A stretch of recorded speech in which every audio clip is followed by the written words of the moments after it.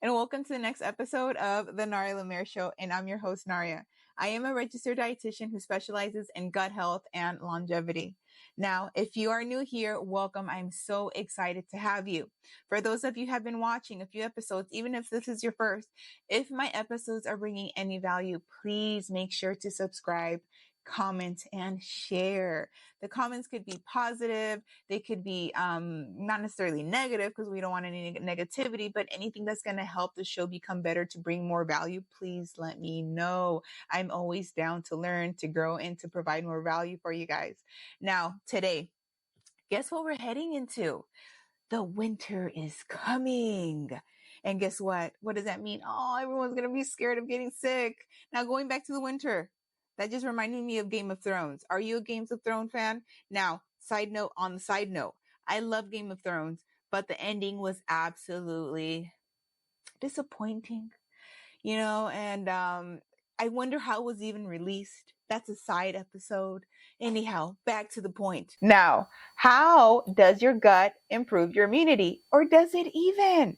Now, that's exactly what we're going to focus on today. One of the biggest questions I get asked is, Naria, does it all start in the gut? Does the gut matter for immunity? Should I just take my vitamin C pills? Should I just do this? Should I?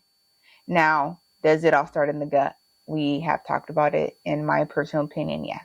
I believe it all starts in the gut. So when you're deciding to make a game plan, if you're not focusing on your gut, you're not focusing on the right thing. We really want to say, how does the gut affect us? What do I need to do for my gut to be strong and to fight me through this winter? Now, today, we are going to continue with the evidence-based research, meaning I'm going to attach some pictures like this one, and we're going to walk through it together.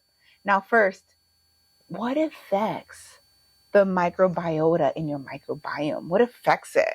There's different things that will affect it. Some examples include, just like you can see here, first research, you can see that it's affected by antibiotic use, also by your diet. And even apart from that, it's going to be affected by your environment, your use of different medications, your stress levels. So for today, let's just stick to what we see here. Now, what does that mean, the antibiotics in the diet? Let's touch on that for 1 second.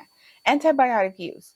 If you happen to use antibiotics once in a while, it shouldn't really be a big deal. However, I will say, and I'll see if this is the same research article, if I can attach it here, of when people use antibiotics, it will change the microbiota and the type and the amount that you have. Most will come back nice and happy, but some will actually not come back. So again, I'll attach it right over here. If you can check that out, the link will be below in case you want to read the research article. Now, going back to the antibiotics. The antibiotics, if you keep using them and using them and using them, you're continuing to kill the bad and the good. The bad and the good. So that over a long period of time, we already know it's not going to be something positive. One of the biggest things in the healthcare field, and I talk to a lot of nurses about this, is just a overprescription or overprescribed antibiotics. Guys, I know when you're sick, you want to get over it. Trust me, I've been sick. I'm just like, dude, please, whatever I need to take for it to be done. But there is so much risk if you're continuing to take antibiotics. For me, I live in California. I work with a lot of people that can just easily cross to Mexico.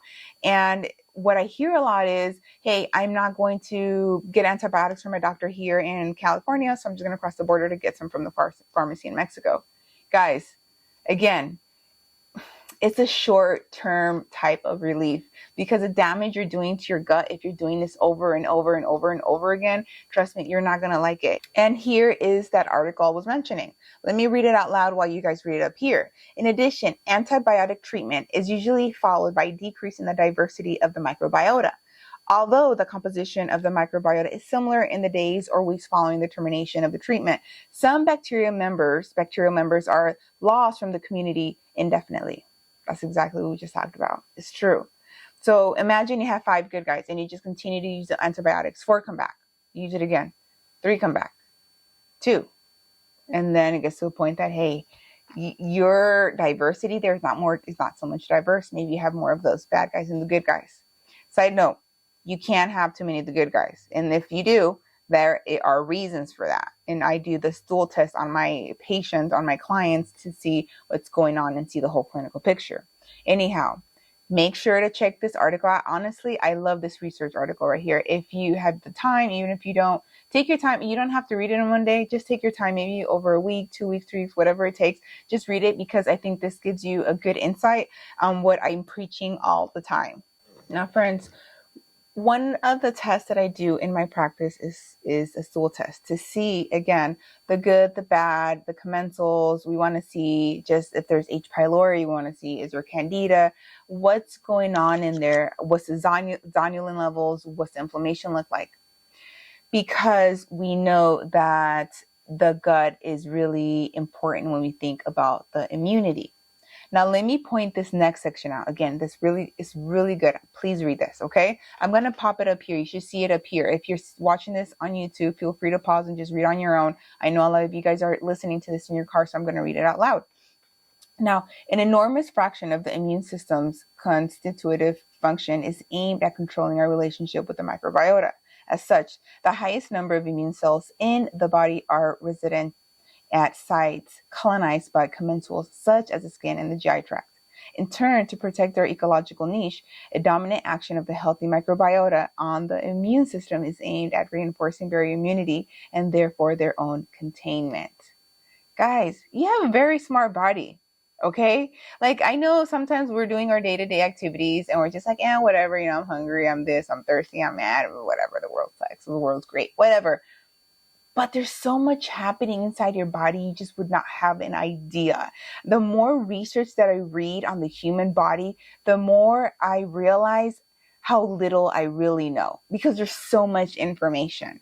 So if you ever meet me in person, I can tell you, I can blab for days on the gut. Sometimes I start to see like people like, what is she talking about? She's still talking an hour later. Yes, I can talk an hour a week later about this stuff.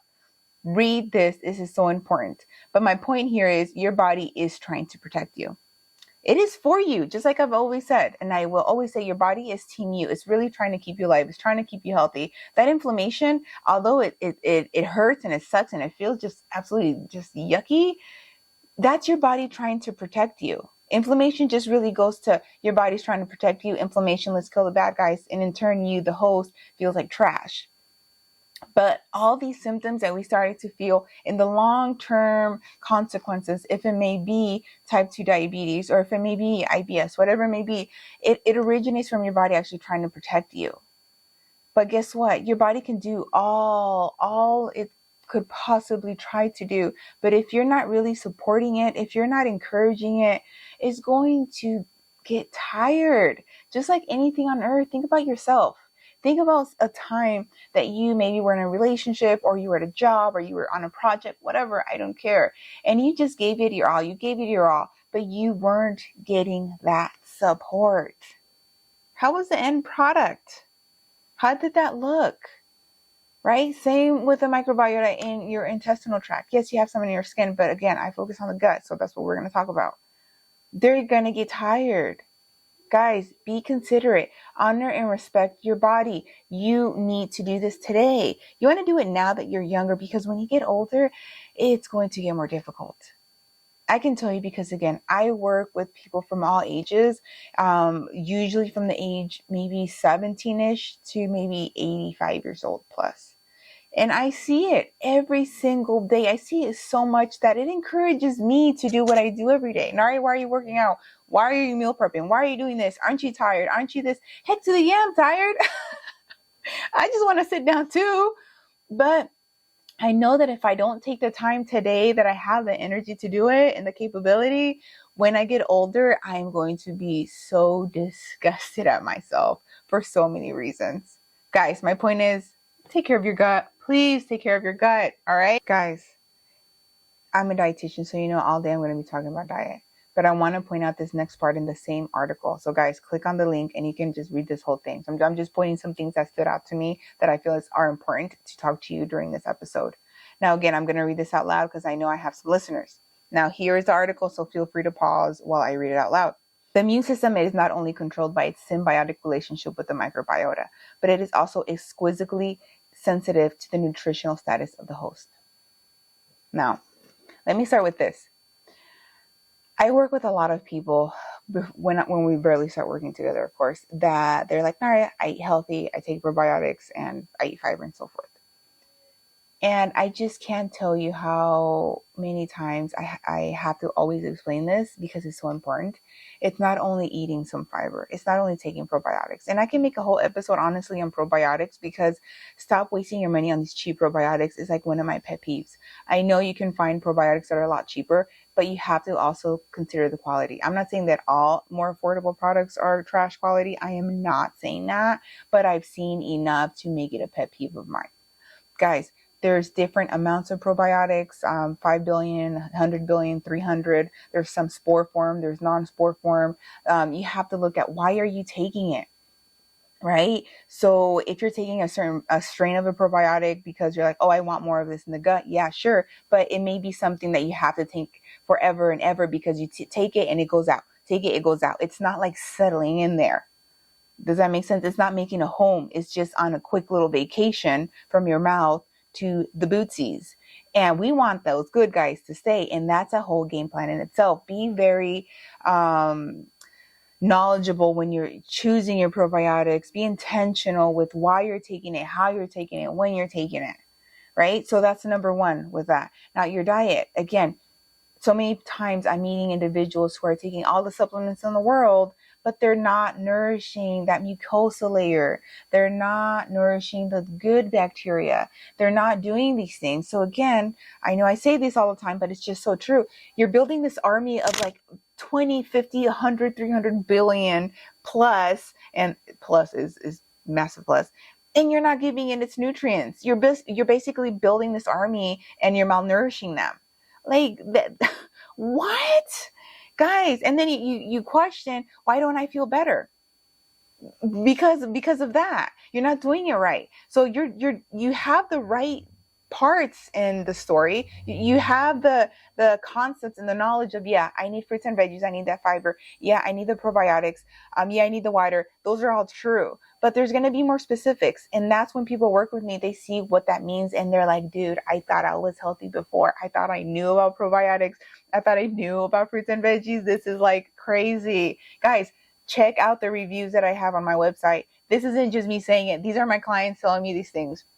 Okay? You have to really be intentional of what do I need? What am I doing here? Is this a forever game?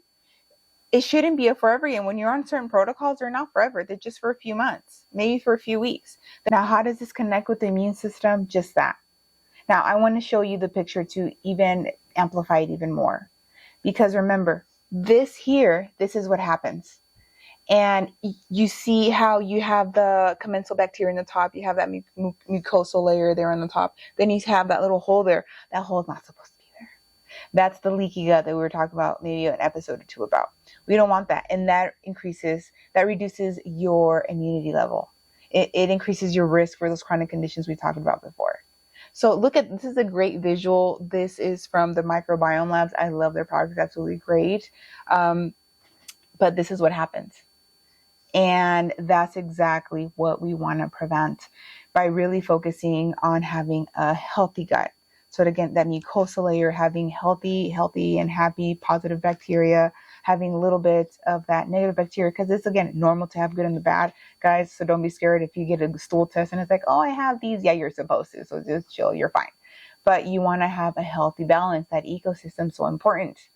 Your diet is going to go back to your diet. It's going to go back to what we learned about in this episode. So guys, if you really want to prevent getting sick, if you want to prevent those preventable chronic healthcare conditions, focus on your gut, because it starts in the gut. When someone says, hey, Naria, what do I do for immunity? What do I do for this? How's the gut? We have to focus on the gut. Guys, this is the last image I want to show. You see this here? I know there's a lot of random words in here in this triangle, upside down triangle, but look at the corners. Those are the ones that are going to impact your health, your gut. So guys, focus on that as much as possible. When you get a chance, if you're listening to this on the radio, just go home and watch the last minute or two of the episode on YouTube and you'll be able to see. But this is huge. This is huge. So again, if there's any questions, please comment below or send me a message at narialemaire@gmail.com. Till next time, friends. Bye and stay healthy.